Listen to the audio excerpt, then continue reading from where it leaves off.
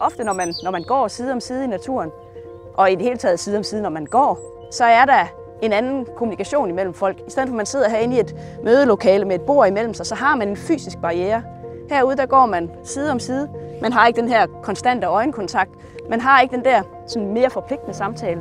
Og derfor så kan man ofte få en lidt friere og en lidt mere åben og kreativ samtale herude. Det har været en meget, meget god dag.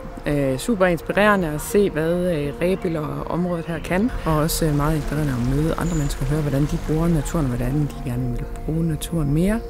Og så også se de her forskellige faciliteter.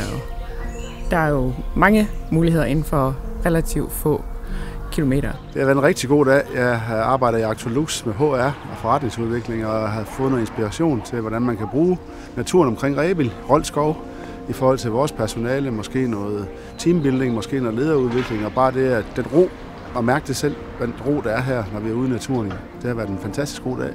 Så det har givet vildt god inspiration, og så har vi også mødt nogle hyggelige mennesker i forhold til vores netværk.